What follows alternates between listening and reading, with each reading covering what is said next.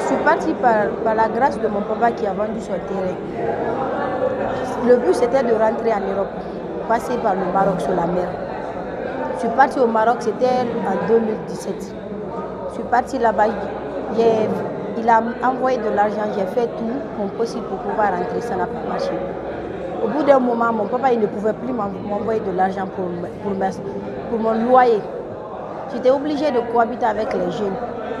Donc je suis sortie avec un qui m'a fait un enfant et qui par fin est revenu au pays.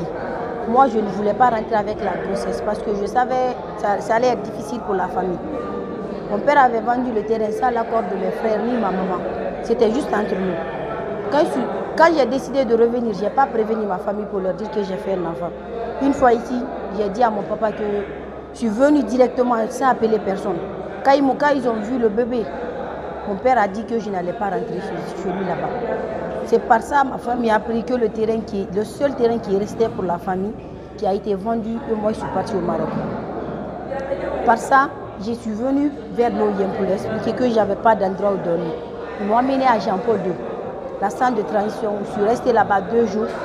Après, ils sont partis voir ma famille pour leur expliquer comment ça s'est passé. Mon père a fini par m'accepter, mais c'était difficile pour ma mère. Et grâce à l'OIM, ça aussi, ça s'est passé. Aujourd'hui, je vis avec la famille. Si c'est les difficultés au Maroc, ça c'est... J'ai trop souffert au Maroc. Au début, quand je suis partie là-bas, tout allait bien parce que j'avais un peu d'argent sur moi. Mais au bout d'une année seulement, j'ai commencé à souffrir. J'avais personne, j'étais toute seule là-bas. Je suis montée sur l'eau 6 fois, mais je ne suis pas arrivée à rentrer. Le 6e fois, j'étais avec mon bébé qui avait 3 semaines à peine. On a fait 3 jours sur l'eau. Par la grâce de Dieu, les pêcheurs sont venus. Ils nous ont sauvés. Mon enfant était là-bas, il ne respirait plus. Pour moi, il était décédé. Il y avait d'autres migrants même qui me disaient de la jeter sur l'eau parce que avoir quelqu'un qui est décédé, ça va peser du poids sur la chaudiaque. Du coup, j'ai dit non, que je n'allais pas jeter l'enfant. Je vais revenir avec elle. Si elle est décédée, je vais l'enterrer, mais je ne vais pas la jeter sur la mer. Grâce à les Marocains, pêcheurs sont venus nous récupérer. Ils ont envoyé l'enfant à l'urgence à l'hôpital. Elle respirait. Elle a fait 5 jours au soin intensif. Par la grâce de Dieu, elle est sortie. C'est dans ça que j'ai décidé maintenant de rentrer au pays. J'ai appelé mon père que je voulais venir. Il a dit qu'il n'avait pas ses moyens pour le billet. Il m'a dit de partir à l'OIM. Il m'a envoyé le transport, je suis venue à Rabat. Je me suis enregistrée avec le bébé, mais il ne savait pas que j'avais d'enfant. Moi, je remercie OIM aujourd'hui parce que grâce à eux, je suis rentrée en famille. Tout va bien. Je fais ma commerce comme il se doit. Ma mère m'aide à faire la commerce. Elle s'occupe de l'enfant. Moi, je pars à Boulguinet pour chercher le poisson. Quand je reviens à la maison, on fait le travail ensemble. Le matin, elle garde l'enfant. Moi, je pars au marché, je vends le poisson. À midi, je rentre, je prépare, je me repose. À 16h, je descends pour aller chercher aussi le poisson. Oui, le début, c'était difficile avec les 3 millions que j'avais. D'un côté, je voulais donner ça à mon papa parce que le moment que je suis venue, il était malade. Dès que je lui ai dit que l'enfant était de moi, il a piqué crise sur le cou. Oui, il était tombé par terre. Mes frères m'ont cherché de partir, de revenir après. Du coup, quand j'ai reçu les 3 millions, je voulais donner ça à mon papa. D'une manière de le calmer pour tout ce qu'il a dépensé pour moi. Mais il a dit qu'il ne voulait pas. C'est dans ça que j'ai débuté la commerce. Je n'avais pas de place. Du coup, je mettais mon enfant au dos. Je marchais dans le marché pour vendre les poissons. C'est quand j'ai demandé à une dame que si je pouvais avoir un peu de place pour m'asseoir auprès d'elle, elle a accepté. Et c'est là que j'ai commencé à vendre le poisson. Le début, c'est Taouya, au marché. C'est là-bas que je vends le poisson. Au début, c'était difficile, mais maintenant, je peux dire Dieu merci. Parce que, à l'aide de ma maman, je fais ma commerce très très bien. Et en tant que quelqu'un qui a vécu l'expérience, qu'est-ce que vous pouvez dire aux autres jeunes qui sont motivés pour aller? Moi, je sais que je dirais aux jeunes, surtout d'éviter la mer, c'est très très dangereux. Je sais ce que j'ai vécu les 3 jours que j'ai passé sur l'eau. Pour moi, je ne pouvais pas m'imaginer parmi les gens aujourd'hui.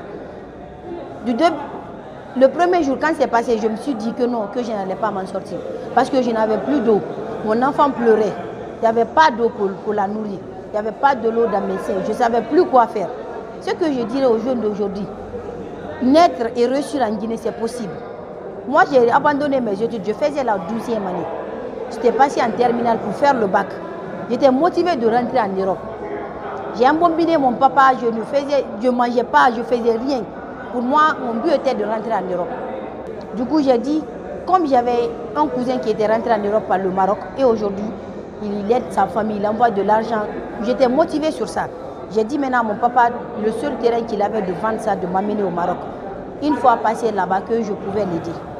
Mais Dieu n'a pas voulu. Je suis revenue désespérée avec un enfant. Moi, ce que je dirais à la jeunesse de Guinée, c'est de rester ici, continuer les études. On peut naître et réussir en Guinée. Si on a le courage. Mais moi, je ne pouvais plus rester ici. Il avait dit de terminer le bac, de faire le bac, mais je n'ai pas accepté.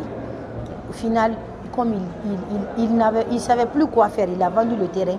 Je suis partie au Maroc. Je suis revenue aujourd'hui, je n'avais rien. Mais grâce à OIM, j'ai mon compte bancaire. Chaque fin de mois, je dépose 500 000 sur mon compte. Sans compter de ce que j'enlève dedans pour mes besoins, pour la famille. Aujourd'hui, grâce à moi, tout le monde est heureux dans la maison.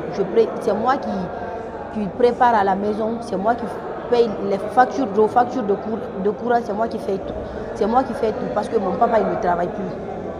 Il est en retraite, mais il ne reçoit rien. Du coup, ce que je dirais à la jeunesse de Guinée, c'est de rester ici.